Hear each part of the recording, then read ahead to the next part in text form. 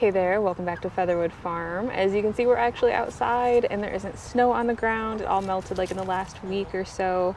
And there's quite a bit of it. We had a real winter. Lots of snow, lots of cold, very cold temperatures. It was beautiful. And like the snow's gone right now. I assume we might get another, dusting here and there, but nothing like we had and nothing that'll stick around for a long time. These are my predictions. I could be very wrong. But it is going to be a really warm week. Today is going to be about 60, and by the end of the week, we're going to hit 70. So, bizarre temperatures, but I'm going to take advantage of it. Today is the 10th of March, so we're not even like in spring technically yet, but getting spring weather. And I have a lot of kind of catching up to do because last November I ended up spraining my ankle pretty badly and I just could not do a lot of the tasks that I would normally have done. I didn't want to, injure it any further. And I could barely like get it in my boots. So I wasn't even able to dig up all of my dahlias. I got maybe a dozen or so dug up. The rest were left in, and I don't have high hopes for them. And yeah, just little things. So I have to catch up on all of that as well as doing, the normal kind of spring stuff. I feel like it's a mess around here, but I'm so excited to be out here and to start getting my hands dirty. So today, done rambling, we're just gonna do a kind of walk around, see what's going on, which isn't a ton, but bulbs are starting to push through, things are starting to bud up, and it's such a beautiful day. So we're gonna start here in the raised bed cottage garden area.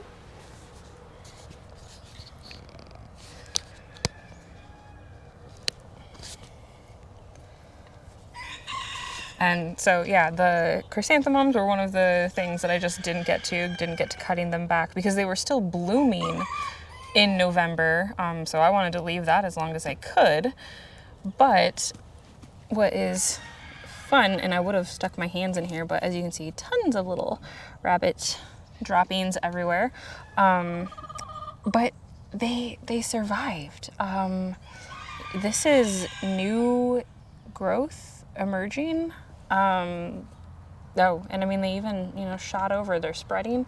So that is neat.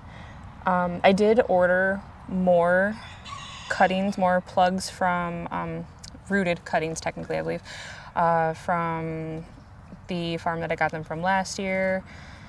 And I want to say I maybe got 4 or 6 varieties. I can't recall. I'll have to look into that. So I'm gonna have to find a bigger area for them because these, the ones that did survive, obviously I'm keeping. Heck yeah. But yeah, obviously the rabbits have been in here nibbling on stuff. Oh my goodness, the rabbits this year. I didn't think anything could be worse than the deer, but the rabbits were just, they were stinkers. They're such stinkers. And we'll get to that kind of stuff. Another interesting thing, these are the ranunculus corms. There's a few. Oh, see, these ones got nibbled as well. But yeah, so these were the ones that kind of survived over in the compost pile. And when I topped things off last year, they were just in here and started sprouting, and I don't know how they did it. They're not supposed to be able to withstand like less than 25 degrees is kind of the number that floats around out there, even though I have while growing them in the spring had them maybe a little lower than that, still in the low 20s. But yeah, we have negative temperatures this year that they were in, and they were piled under 10 inches of snow. And maybe that's what helped. Maybe the snow kind of acted as an insulator. I'm not going to pretend to understand how they're still here, but we'll let them be. The strawberry beds are a little scraggly. The the woodland friends came through and kind of picked through those. But it's between this bed and that one right there. And I'm actually just gonna pull all of the surviving plants up. This bed is the newer bed. These ones are older. These ones are probably gonna be on their last year anyway. They're not really gonna produce much. I'll pick through like the runners. And then I'm gonna put that all in the orchard garden and keep them in there. They should be, they should be fine. But yeah, then kind of clear up this bed space because I'm going to do all of my not all, but the majority of my cut flowers I'm condensing down again this year and putting them in here. The cut flowers just don't sell the way produce does. So, why dedicate the time and energy and resources and space to something that isn't selling as well when I can dedicate that space to something that does, like the cucumbers and tomatoes. Actually, over on this side, I did not order any new tulips this year because of the disaster of 2024, but there were some holdovers. And right here, these are, oh goodness. The name has just left my mind all of a sudden. But they're that really popular, La Belle Epoque. Yes, so kind of right through here, those survived, and right through here. These ones I didn't actually cut last year, so the bulb should be, fully nourished. But we'll see. We'll see how they bloom and how it all looks, and, if something doesn't come in here and nibble them. I have a peony coming up right there. So that's exciting. The lavender needs to be cut back. And just lots of daffodils coming up. These are the little green pokes there are all the white campanula that I got from Plugs last year. And I put them kind of throughout in here as well as in the kind of courtyard garden across from the front door. And I am pulling every plant that I put in, I'm just yanking out because they all got eaten. Like every time one of these poor little plants put on some growth, it was just eaten to the ground by rabbits. So yeah, I could have sworn that I looked into that, but I must not have.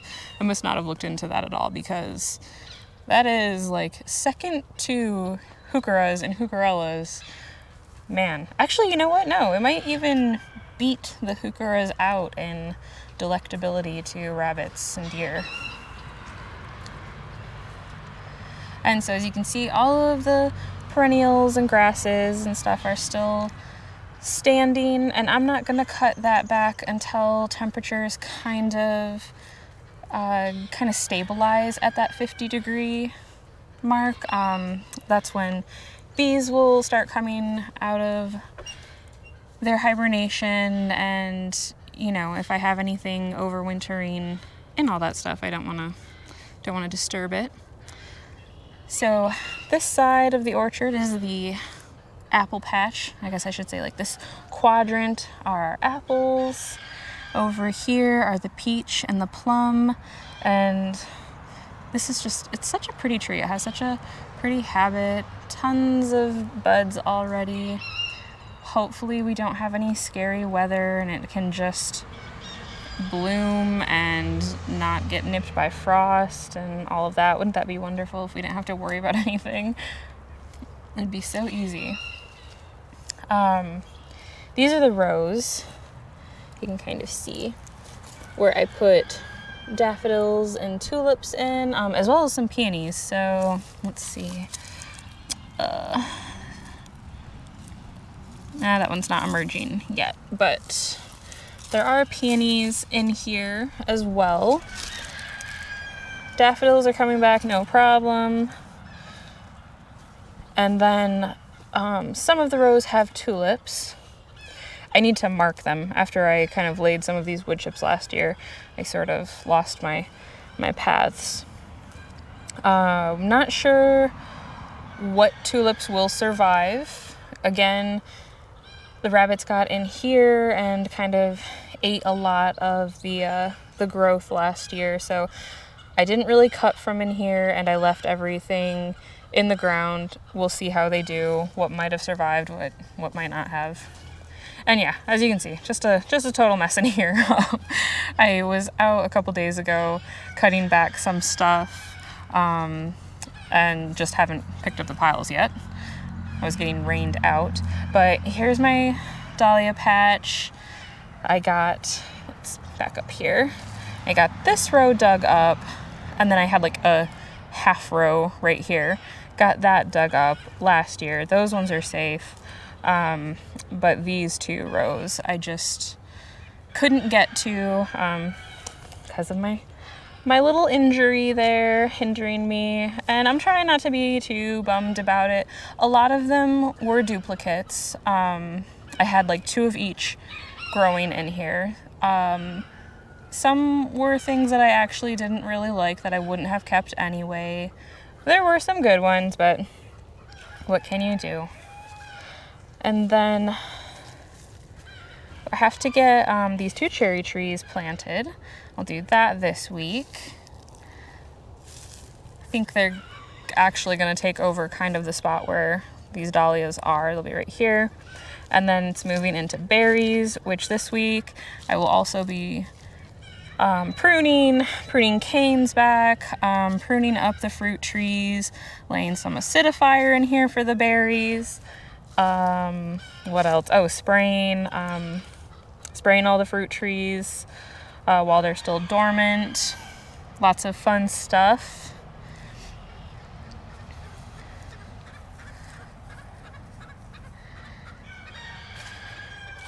And if we keep moving through, the rabbits again got in and ate down my blueberries. I mean, they just gnawed all over on them. Just absolutely horrible. So I have to kind of figure out a solution for that. I think I know what I'm going to do. When we first started redoing this, we laid down this board and attached it to the fencing that was there originally, which was a chicken wire, and it had been there for a while. It just kind of started falling apart. So we tore the chicken wire out and put up kind of the livestock fencing that we have now. And in doing so, we had to remove a lot of the wood panels, and those were what were kind of keeping the rabbits from squeezing in. So I'm just gonna have to go through and replace those and yeah, keep those stinkers out.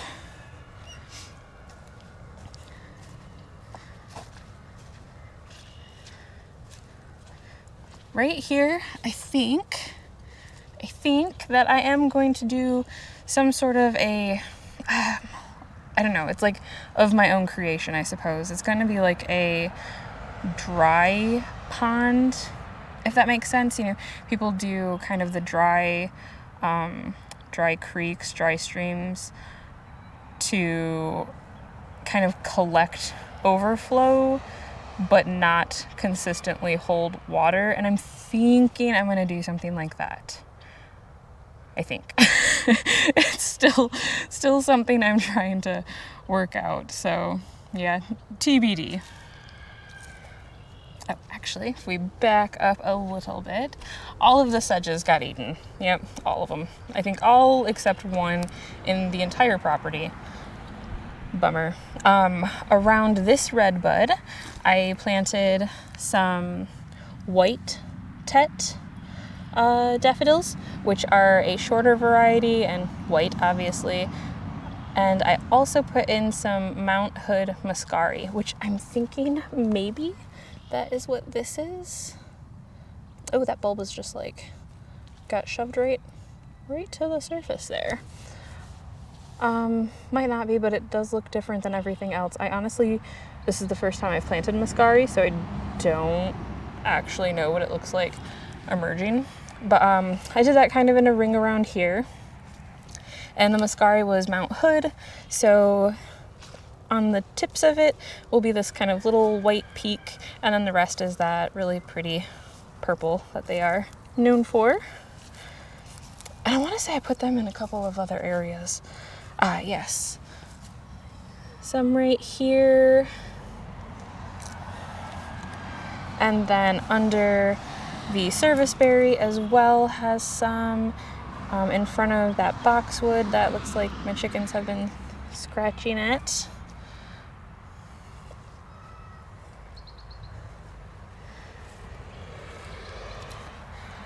I think in a video a while back of like a winter tour, yeah, we did have all 3 of those arbs get eaten, the fluffy arborvitae. So it was an experiment, you know. I was pretty certain that that would happen, but I thought I might try. I got a really good price on them, so lesson learned. No more arbs will be going into my gardens. Oh my goodness, and yes, the biggest tragedy this year, I think, to have befallen the gardens. The deer ate my spruce, my Bruns black spruce. And I mean, it looks like a Charlie Brown tree now, but not in a cute way, not very endearing. What was crazy is, like, I even had my Christmas lights strung through this, and they just ate around them. They did not hit a single cord or bulb, just perfectly ate around all of that and nipped on these. You know, it's gonna survive. These might, like you can see, there's still some new growth. These might push out a little bit, but it's not gonna replace the actual branches that were nipped. And what's really unfortunate is I did do my research on this one, and this was a, you know, highly deer resistant recommended tree. They rarely ever touch it. If they do, it's just a little browse. I feel like this is more than a little browse, but what can you do? What can you do? I'm thinking, like, my solution to kind of hide the ugliness will be to plant some taller perennials or maybe shrubs like around this that, you know, maybe grow 3-4 feet tall and cover the bulbs. But yeah, total bummer on that one. Not a whole lot to see up there. Everything is looking fine. Nobody seemed to have bothered that little bed up there, surprisingly. Now that I've said it, you know, tomorrow I'll come out and it will be heavily bothered. I've got, where are they? Oh, right here, almost stepping on them. Something's coming up here, and I can't remember if this might be snowdrops or if this is crocus, but we will find out soon. Those are coming up. Daffodils coming in everywhere. The hellebores, they got smashed under the weight of the snow, but you can see the new growth and the flowers pushing through on these. These are ivory prints.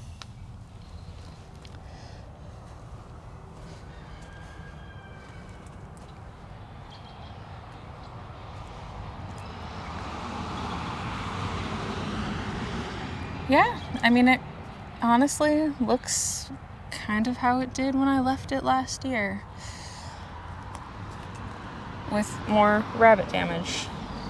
Another sedge that succumbed, but a hellebore putting on new growth. This is one of the new ones that I put in last year. I think it was one of 3, so there's that one, and one back there a little ways, and then I think around here somewhere.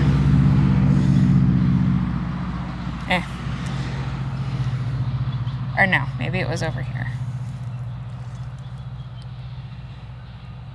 Okay, everything is looking the same to me. I cannot find it. That does not matter. Not important. What is really exciting is this little snowdrop. the first one to bloom, and I did not put these in last year. I put these in the year before, and I didn't get anything that actually bloomed last spring because chipmunks came through and took out, I don't know if you might remember, but I had a whole bunch of crocus, a whole bunch of snowdrops mixed in on either side of these, and they took like all of the bulbs, and I had just a handful of crocus bulbs left, crocus blooms, and no snowdrops. So very excited to see that those ones were left and they're gonna bloom this year. And yeah, this is just a mess. I have to really come through and clean up my paths and pick up sticks and all the good stuff. If we squeeze back here though,